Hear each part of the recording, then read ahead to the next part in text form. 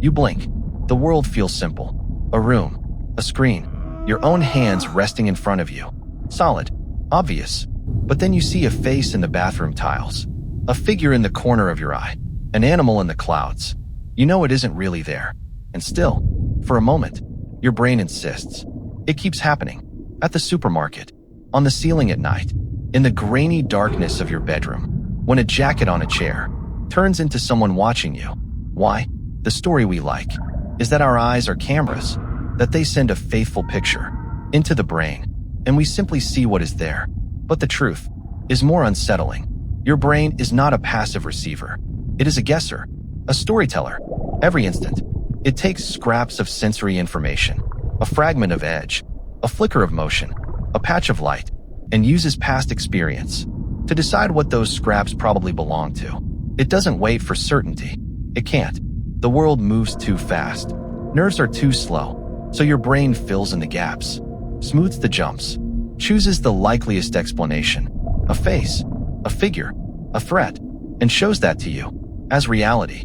Most of the time, it is right, but every so often, the guess runs ahead of the data. You see something that isn't actually there. To understand why this happens so often, and why it might have helped your ancestors survive, we need to look closer at how little information your senses deliver, and how much inventing your brain has to do to turn that into a world. Start with the eyes, the sense we trust most. The patch of retina that gives you sharp detail is tiny. Hold your thumb at arm's length. The nail is roughly all you see in high resolution. Everything beyond that is blur and suggestion. Your eyes dart 3 or 4 times a second, snapping that tiny patch from point to point between jumps. The image smears across the retina. There is even a blind spot where the optic nerve exits, a literal hole in your vision, yet you never notice. Flicker, smear, or gap.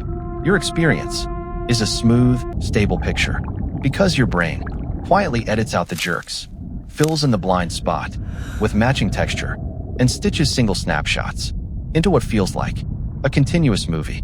Hearing is no more honest.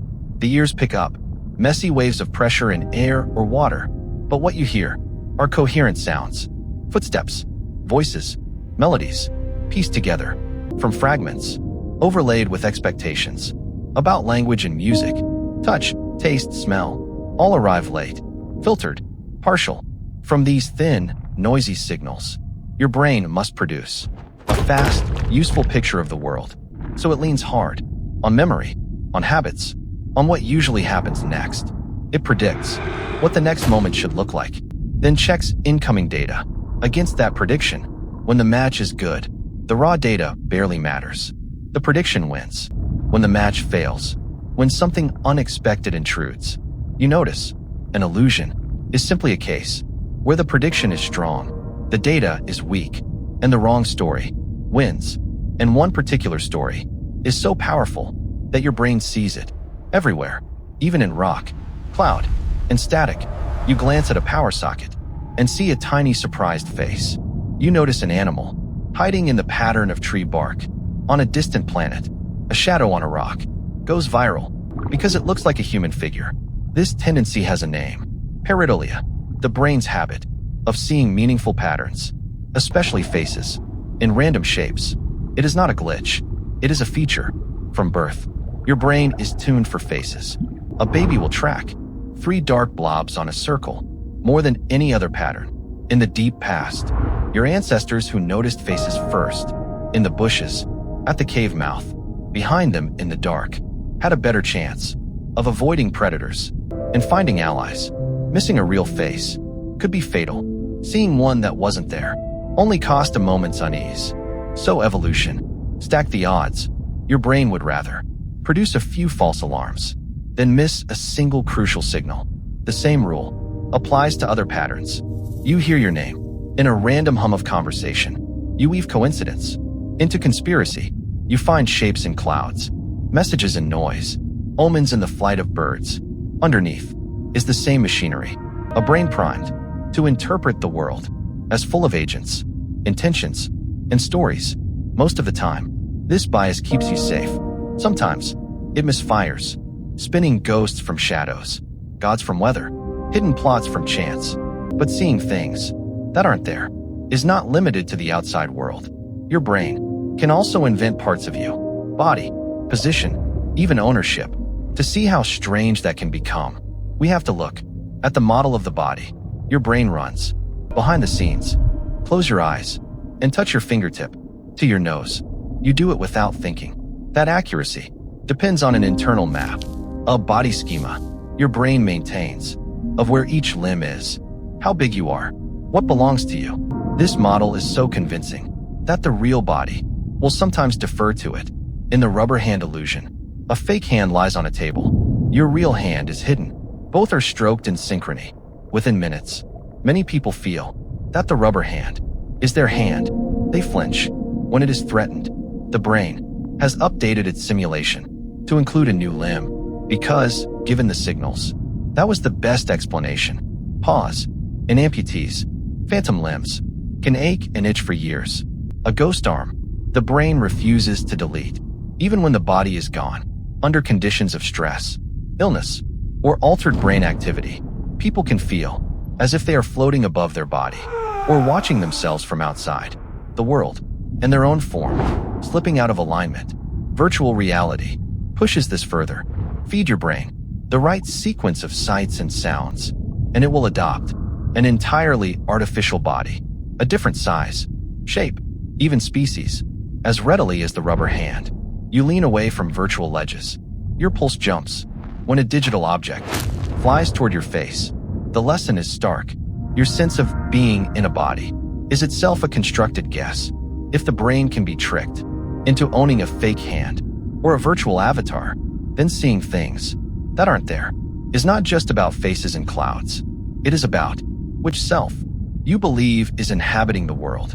And if that can shift, what happens when the entire simulation loosens its grip?